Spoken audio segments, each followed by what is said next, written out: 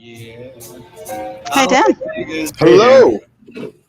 Exit Dean Martin, enter Dan Crowther. Here we are with debate topic number 2, session number 2 with our good friends Sharon Biggar from Hotjar and Mr. Daniel Esrig from LevAR.io. We're very excited to have them both here with us this morning, or this afternoon, I should say.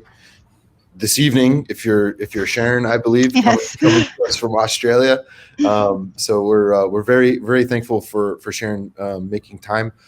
Just as a note and a sort of a plug, we've recently at Hotjar and Trellis created an agency partner program for our friends at Hotjar. And so now, to any qualifying e-commerce agency in the world, you can have a point of contact and maybe your own unique referral link, folks, that you can send out to your prospects and be able to track them collectively with our friends over at Hotjar, which we use almost universally on our client sites. And are just absolutely thrilled to be the first in the world partner of theirs from an agency perspective. And hoping to grow the relationship even further. We're also joined here by Daniel Esrig, who's founder, CTO, CEO, overlord, CTO. Archduke,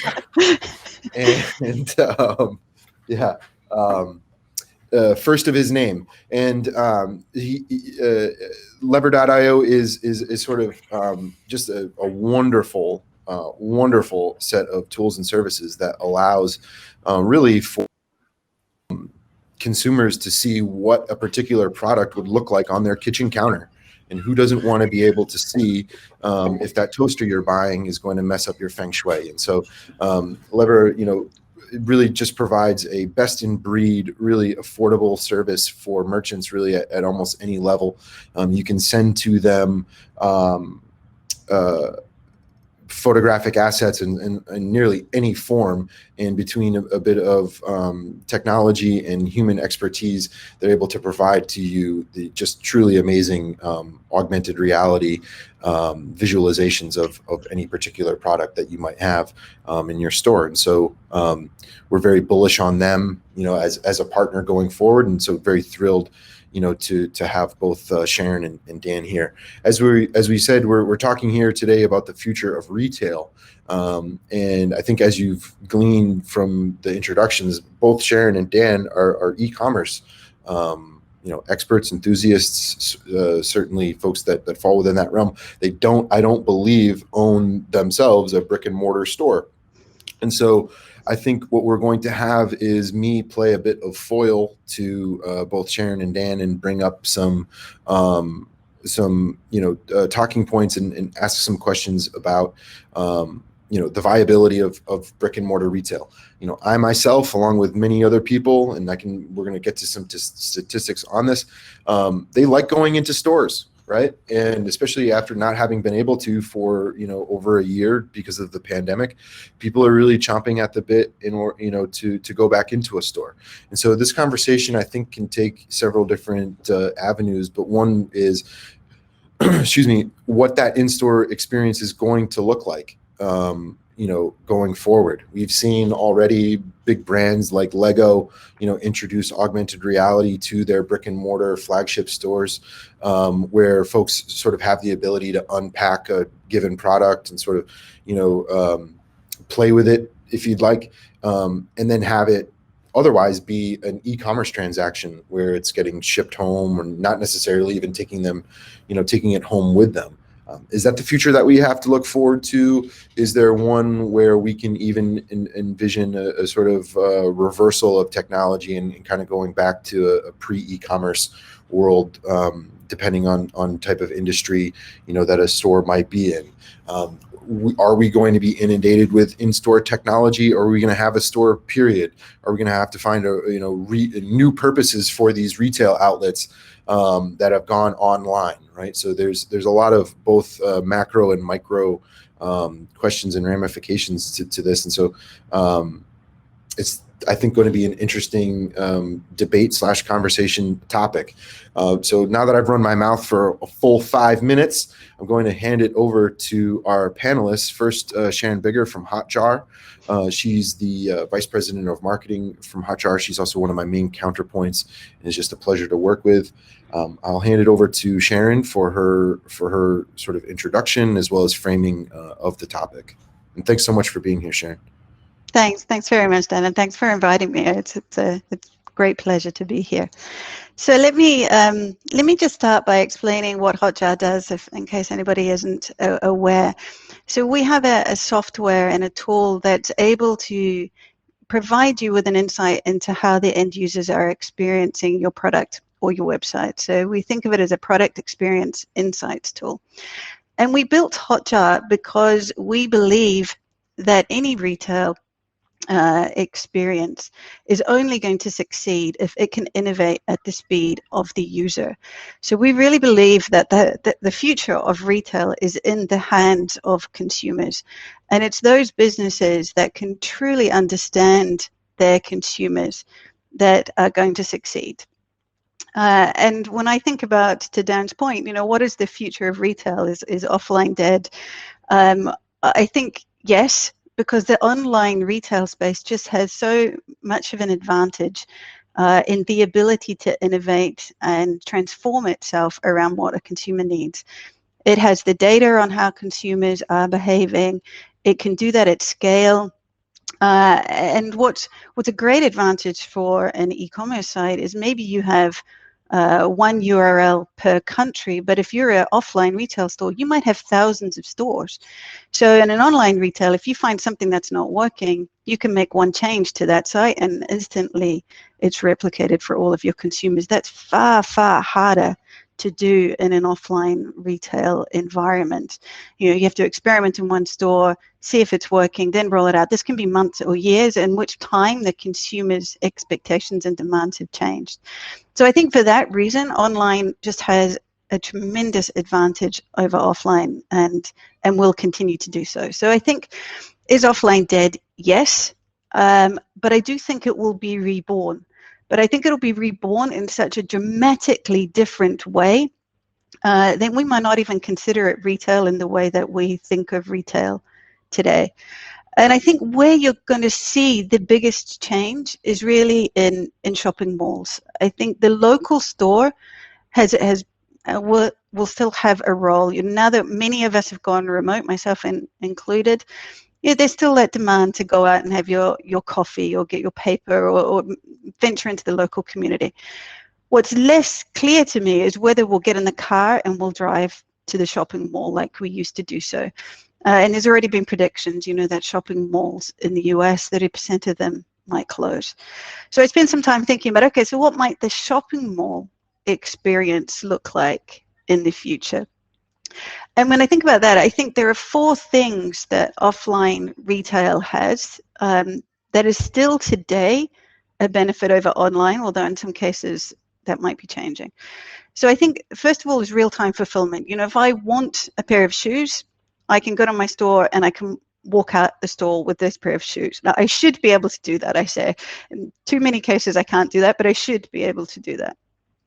Secondly, I can touch and feel a product in the offline world in a way that I can't yet in the online world. Thirdly, I can try a product on in the offline world, and we can't yet get there in the online world, although there's innovations coming. And I think fourthly, what the offline world does, and I'm not sure the online world is even addressing this, is the ability for retail to be a social experience. So one of the reasons I think, Dan, that you're hearing people clamoring to go back into malls is because they want to be with their friends and family. And I struggle to do that online. Unilever has already published a report saying shopping baskets are 15% smaller in the pandemic. And I think it's simply because we're not shopping together when we're online. And so this social experience, I think, is really an important and differentiator that the offline world has. So where might shopping malls go? I have 2 predictions as to what might happen. So bear with me here. This is an unusual prediction of the future. The first is that they will double down on this idea of real-time fulfillment and being able to touch and feel the product. And so what I think you'll see in the future is potentially shopping centers built on top of Amazon warehouses. So if you imagine an enormous Amazon warehouse, you put that underground, and then you open storefronts on top. But the purpose of the storefronts are just there to enable you to touch and feel the product together with your friends in a social environment. When you actually want to buy the product, a human or a robot goes down to the warehouse, gets it, and brings it for you. So you have that real-time fulfillment. That's my first prediction of where shopping malls might go.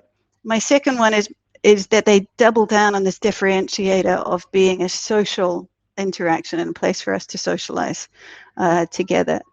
And one of the problems we have with shopping malls today is the customer journey is a little bit backwards. So I go to a shopping mall, I have to go to the product. I think what we might see in the future is actually I go to socialize with my friends. I might sit at a cafe, have a drink and something to eat with my friends. And as part of that, we might be sharing on screen some influencer. Maybe we can click on a skirt, and maybe then the shopping mall sends a human or a robot to go and get that skirt and bring it to my table so that I can try it and I can share it with my friends. But the experience is flipped. It's about me socializing and the products are coming to me. So that's ultimately my predictions. I think online retail just has such a huge advantage in data, in tools, in the ability to experiment and innovate that it right now, hands down, has the advantage over offline. But if offline is able to double down on those differentiating factors and completely transform itself, maybe it can be reborn in the future. Great. Thank you so much, Sharon. And then we'll have kick it over to Mr. Esrig for his introductory remarks. Yeah, thanks, Dan. Sharon, I think I think it's fascinating. I think this is a perfect kind of session to follow up on Nick and Ashley's conversation on brand versus product, because as we think about how e-commerce is evolving, and even how kind of like brick and mortar retailer is evolving, this experience that enhances both the brand and the product has become, I think, critical for everybody. And when I was kind of preparing for this conversation, I took a little bit of a step back to think about kind of how has e-commerce evolved? What have been the important factors in e-commerce over the last kind of 10 years? And I think it really started outside of kind of like making it easy for folks to spin up stores and access the market. The focus has really been on how do I have these really personal conversations with customers? You had all the email, SMS platforms evolve. You got folks like Klaviyo who made it really easy to hook up your data and have these really personal conversations with your customers. And now that's kind of like the standard in e-commerce, right? Everybody has a abandoned cart. Everybody can respond to a specific behavior online through SMS, push notifications, email. And it's created this like very personal online shopping experience, a more personal online shopping experience than you get in a brick and mortar store. Yes, you can have a conversation with a salesperson. You can kind of like browse or touch and feel a product, but the salesperson doesn't necessarily know anything about you or know about your preferences. And so communication, I think, was one of the first places where that evolved. And I think over the last year and a half or so, we've seen kind of another evolution, which is how does the digital experience, how does that supplement or augment the in-store experience? And I agree with Sharon that brick and mortar retail is going to fundamentally change. And I think one of the ways that it's going to change and has already been changing, you see brands like Bonobos, as being one of the innovators in this, is there is this in-store experience, but that's not necessarily where the transaction occurs, right? You get to go into a small space, a personalized space, you get to try on product, but the actual transaction happens over e-commerce, right? And that gives the shopper the ability to really try, touch, and feel the product. But it also, gives the shopper this like personal experience in their own home to actually make the purchase when they're comfortable to do it. And so I think, we're going to see retail change in those ways. And I think where LevAR comes in, or where the idea for augmented reality or 3D product visualization, which is kind of where we really focus, it's not about replacing the in-store experience. It's about enhancing a digital experience in the same way that customized communication or personalized communication really enhance that experience. It's about making the digital shopping experience a way different, better in my opinion, but really different experience than going into a store. Yeah, you can go into a store and you can touch and feel a product. And yes, augmented reality will allow you to try on products. You already can try on products on your face. There's shoe try on applications. Eventually, you'll be able to look in a mirror and see yourself in a different set of clothes. But those experiences are also very personal to you in your own space, right? You can have those experiences on your own. And so I think, as we think about how we create better online shopping experience, it's really in our minds about creating a different and an emotional and engaging experience in your own space. And so we've seen this evolve over time with 3D and AR. I mean, 5 or 6 years ago, there were very, very few devices where you could do this. Now you've got billions of smartphones that allow for AR. It's accessible to literally everybody in the world. And so businesses are starting to think about, like, how do I create these experiences that are really, different from what would be an in-person experience. And the evolution has gone from gimmicky, like, this is cool. You can, put a toaster on your kitchen, or you can put a piece of furniture in your room. But the fidelity wasn't great. It was more about this, like, uniqueness for the brand, for the product. And I think you see folks like IKEA and Wayfair who really, kind of crushed that very early on by making that accessible. But the focus was really on kind of like being unique and different. Whereas I think we're entering a new phase where it's really about the retailer providing an enhanced product experience. Retailers spend their whole careers designing, building products that are unique and personal to them that they want to share with the world. I think it's one of the reasons you've seen things like Etsy take off, right, where people really care about their products. And I think businesses or platforms like Shopify and BigCommerce really provide the tools, right, so that that retailers can provide really cool, customized experiences. And the ability to now add this in your own space experience with those really special and unique products is one of the ways that independent retailers are really going to separate themselves from the Amazons of the world, who are really just focused on volume. And so it's kind of a roundabout way of getting to kind of where we see the future as being, hey, the 2D kind of stock photography that's on people, most websites, right? That's going to have to evolve and change to be personal to the shopper. And by allowing folks to really dive in and see the product in a really personal way, bring it into their home, into their own space, share it through social media with their friends, not just a stock photo, but the same way they are experiencing this product in 3D, they can share with their friends.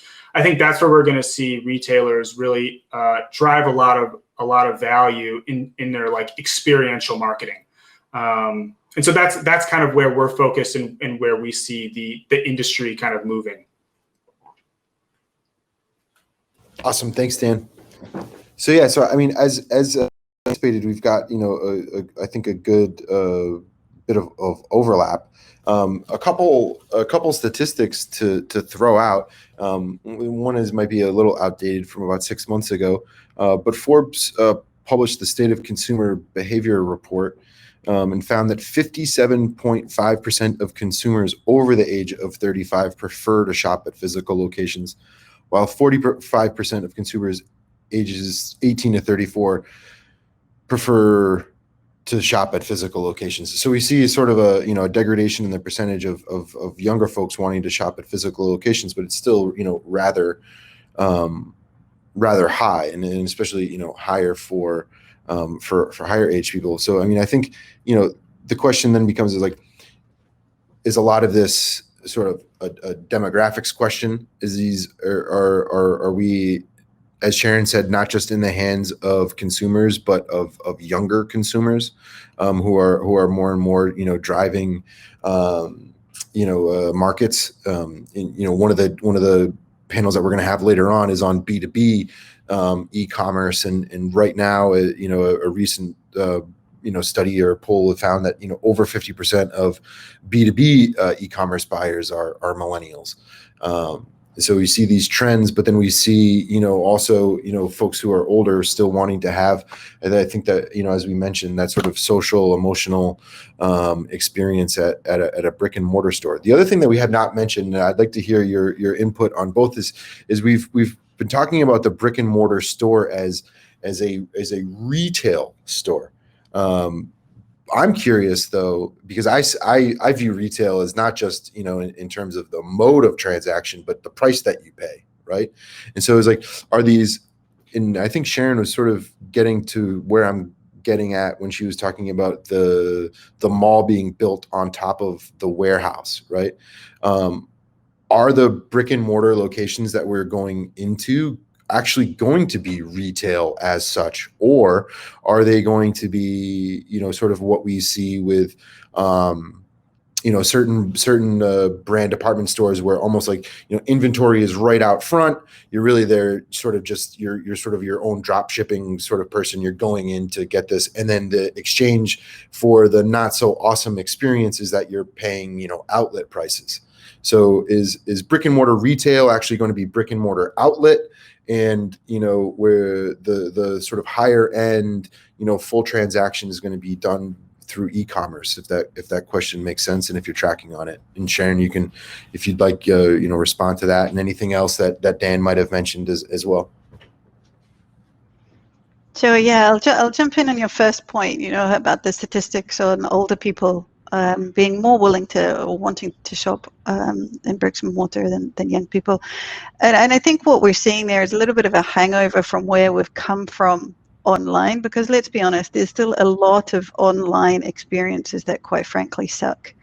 And we are getting better, but still today, you can have a pretty bad online experience. And I think for those of us who are in your older bracket that you mentioned, we can still remember back when e-commerce started and there were horrible things like you waited for your modem to connect and made those horrible screeching sounds, and then you had to worry about whether your credit card was going to be defrauded online. Thankfully we've moved away from a bunch of that. And so I think part of this is the younger generation never saw that. And so they've come into a world where online experiences were better. They're still not great. And I think we still have a lot of work to do online to improve that. And I think tools like what Daniel's showing us is phenomenal step forward. So I still think there's a lot of work on the experience. And I think older people have had more time to have bad experiences, which might be one of the things we're seeing. I think also, at least what I see with my own teenagers, is younger people don't socialize in the way that we do. Throughout the pandemic, my teenagers were very happy to be socializing online. And in fact, when they could go outside, decided they didn't want to. They were very happy chatting to their friends. And so this need to have a social experience through retail maybe is different for that generation. And then coming on to your second point about, how will retail evolve? I think it might be the reverse, that you're more likely to see the cheaper things online and the outlet things happening online, and then go for the branded experience offline. So I think you might see things, and to some extent we're seeing this already, whereby you might have very high-end hotels where you can actually experience the furniture and sit on it as part of your hotel stay, and then decide whether or not you want to buy the couch. And we're already seeing things like that happening. And I think the offline experience is going to have to transform so dramatically that maybe the only way to get an ROI on that is for it to be at the very high end that transformation happens. Thanks, Sharon. And Dan, yeah, your thoughts? Yeah, I agree. I agree with you, Sharon. I think for your first point, Dan, in terms of there continuing to be so much interest in brick and mortar retail shopping. I mean, I think that's just, we're going through what is probably a long transition from all in store to eventually most online, and that those online retail or the brick and mortar retail experience is really transitioning from being kind of like, the department stores of the world, to these specialty boutique experiences that you go into. I remember my grandparents owned a department store in downtown Chicago when I was a kid, and you would go in there and it was great because it was a department store. They had everything, right? That's not the way that people want to shop anymore in person, I don't think. I think people want to go have these very niche experiences where they're able to interact with a very specific product that they like, or a brand that they engage with. And that's why I think you see, for the most part, most of these kind of old-fashioned department stores kind of go by the wayside, because for the most part, the experience of shopping needs to be elevated. There's still the Targets of the world, right, where you can get your job done, go and pick up all the things that you may need, kind of not necessarily for fun, but even inside of a Target, right? The specialty products, the high-end products, they are trying to build experiences for people to engage, whether it's electronics or you go and buying patio furniture. When you think about how that store is set up, it's really starting to evolve into really kind of engaging product experiences. And so I think we'll see more of that. To your second point, I agree completely that the social element of retail is critical, and that it used to be, hey, I'm going to go to the mall with my friends, right? We're going to go shopping and go to the movies. And now a lot of that is moving to the social platforms, the Instagrams, the Snapchats of the world. And I think one of the things that we're seeing specifically in the 3D and AR world is that the majority of usage of AR and 3D are those social channels. It's social filters. And so helping retailers or retailers themselves being creative and thinking about, how do I use social filters to create brand experiences that drive traffic to this digital shopping experience where I can measure all these great things and learn about all these customers, is really important. And I think there's a lot of folks that are working on, how do I really make those social, or the social channels a driver of traffic for my online retail store, because you can do both. You can create these really unique experiences that people share and think are cool and engage with, and at the same time funnel them into kind of a more traditional e-commerce store where they can transact. Great. Yeah. And so a statistic from 2018, which I think is interesting, shows that 87% of the folks surveyed said that they started their product search online, right? So that even if they were, in a store, in a mall, they had actually started, looking for particular products online, went to do the transaction in person. And now we're seeing sort of a trend kind of, going the other way, where you're using the store itself as, that social interaction point, that also, you're using sort of, indirect knowledge gaining, right? You might not have been looking to go to that store initially, but you happened in there, you touch and feel a product, and maybe now the numbers of transactions going online from that are increasing. One European retailer actually shows that like 5% of their online sales come within the area directly surrounding their retail stores, right? And so we're sort of, to both of your points, is seeing that hybridization of the model, right? Where it doesn't really matter where either search starts or where transaction finishes, that there's going to have to be some sort of hybrid model for retailers to be successful, because there just is that emotional attachment that folks have to to going into a physical location, talking with maybe a knowledgeable expert on the inside sales staff, or one of the folks working at the store, and then being able to walk out with the bag. I mean, there's just a lot of sort of nostalgic, and you wonder, and I think this may be something that I'd like to hear the two of you give an opinion on, is like, to what extent can we kind of quantify nostalgia and the things that we grew up with, and is that even worth it, right? so if we look at the economics of retail, most large retailers actually don't really kind of make their money on the margins on their products. It's actually, by invested capital into the business. And if you have, a more efficient supply chain, go-to-market strategy, basically, you're a better logistical organization. And so it's like, I guess it's to ask is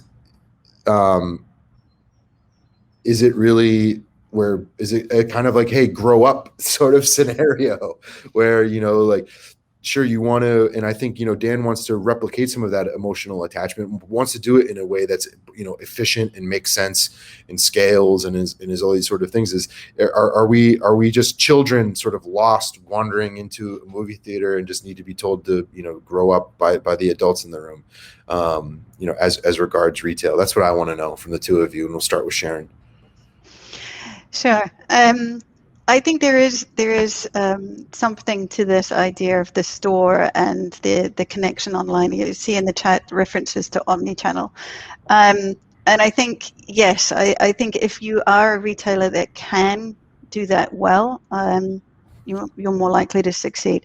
Here we have a very large retailer, Zara, and they do it extremely well. So you can buy online, you can return in store, you can click and collect from the store. All of this is extremely seamless, and so it doesn't really matter where you're buying from, whether it's online or offline. You're going to get a great experience. By contrast, I went into a telephone store the other day just to get a SIM added to my account. And I think it took me 20 minutes of sitting there while the store clerk entered my details into a database. And it was at that point I thought, this should have been an entirely online experience. What am I doing here, waiting for 20 minutes? This should have been an online experience where it already looked into my customer data, pulled it up, and just gave me the SIM. And so I think it's really thinking about what's the customer experience and where does it best get delivered to that customer. And I think the ones that are that think of this holistically, and I think it's challenging to think of this holistically because the skills you need to succeed in the digital world are very different to the skills you need to succeed in a bricks and mortar world. But where you can bring this omni-channel strategy, at least in the short term until we see even more transformation, I think that's going to work. Coming back to your nostalgia point, I think there is an element of nostalgia to shopping, but I think it's to a good experience, not to a poor experience. We have movie theaters in the past where with very small seats and no ability for the seats to recline or anything. Nowadays we have movie theaters with great big seats that can recline, and you can have your popcorn and you've got your little table. Do I want to go back to a previous movie theater? Absolutely not. So I think if there's a nostalgia, it's back to a better service, which to Dan's point was more about personalization, maybe back to a time when the shopkeeper knew who you were, and you walked in and said, hey, I've got your order ready for you because you come in every Thursday to get whatever it might be. So I think if it's a nostalgia for that better experience that we might have had at some point. Great. Thank you, Sharon. And Dan? Yeah, I think one of the other things about this idea of where does the shopping experience start? Does it start online or does it start in the store? Is also how can businesses just be more efficient too? I mean, outside of the experience piece, businesses want to grow their margins, and so if you can be a Home Depot, right, and have all your little nuts and bolts available for people to buy, but your furniture you can have one item there that people look at and they can experience, and they can go back home and they can put this stuff in their space and really figure out exactly what they want to buy. It's a much more efficient experience both for Home Depot and for the shopper, right? Because you're basically meeting everybody's needs. You can have less inventory, less space, and the shopper can have a more engaging experience for both. And so I think we'll see as retail and e-commerce become even more competitive, which is kind of hard to believe, but it's going to become even more cutthroat. People are going to have to find efficiencies, and I think one place they'll find it is by really thinking about what stuff do I actually carry in my in-store experience? What stuff do I warehouse somewhere else that I can ship somewhere? But how do I keep that experience good still dealing with those. Both those things. So I think that's another place we'll see. And I know, Dan, you mentioned in your intro the kind of like we're not really talking much about the environmental impact, but here's there's another thing that's critical to e-commerce is things like returns. They have a big environmental impact and a big cost impact. And when you give people tools to have more personalized experience, you're also giving them tools to reduce things like returns. And so I think businesses thinking about how to create these operational efficiencies using new technology is just like another piece of this that I just wanted to mention. And to your point quickly about nostalgia, I agree with Sharon about the movie theater example. I mean, it's a perfect example that like people remember the good experiences they had, right? They remember the fun experiences they have, and there's nostalgia for those. But I also have to say that, and this is not supposed to be a shameless plug for LevAR or AR in general, but when we get on calls with folks who have never seen AR before, and they scan a little QR code or they open up one of these models on their phone, and they place it in their room. There's this idea of just like, oh, this is so cool, and we believe that 3D and AR is more than just this is really cool. But I think when we're thinking about creating these experiences, nostalgia is important, but also like creating cool experiences that people want to take part in. They want to be part of their everyday life. I mean, you think about these social filters on Instagram. I'm not a huge Instagram person, but when you all of a sudden your face turns into a dog or something like that, there's a wow factor. There's a component of like, oh, this is super cool. Like, I want to learn more. And so I think the nostalgia piece is important, but we also have to keep in mind that evolving and creating things that shock people in a good way can drive a huge amount of value. And so I think it's kind of balancing both of those things is where you'll really see people succeed. Great, thank you so much. Yeah, I think one of the things that I would just add, right, and is a sort of as a word of caution to e-commerce enthusiasts, as we talk about the future of retail is, part of the. And I should add that 1/3 of small businesses in the United States don't even have a website. One of the reasons that we see kind of we'll call it low adoption in some industries and so on is like e-commerce was pretty brutal when it first came out and didn't give you that warm and fuzzy, that great user experience that you would have a sense of nostalgia to, right? I think we can all, and in our engagements with prospects, where we find them sometimes wanting more than what they should, at least initially. I sometimes, use the line of like, hey, do you remember what the Amazon website looked like in 1999? Like, no, of course you don't. Like, it's changed a whole lot, but it certainly wasn't fun for a lot of merchants, right? And so, if the two of you want to have a comment on that, I mean, we are sort of talking about, some obstinance based on, bad experiences, right? And it certainly seems, like offerings have come a long way, but certainly that's a hurdle to be crossed, I think, And Sharon, if you wanted to add a quick in the last 30 seconds that we have. I'll add 10 seconds to that. I mean, I completely agree with you, right? I mean, you'd see in Hotjar, we have clients that are getting, 100% increase in their in-store revenue for exactly this reason, because they've been able to transform that user experience. So for absolutely sure, there's a lot that has been improved in online e-commerce, but a lot that still needs to go. So I think the future is very, very bright for e-commerce, but we still have a lot of work to do. And last word to Mr. Esrig.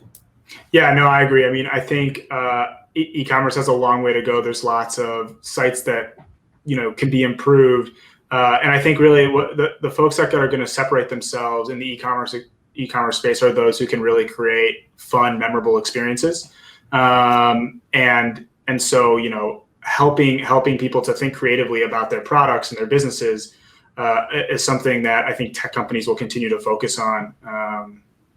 I think fun is memorable. People remember the fun times they've had. So great.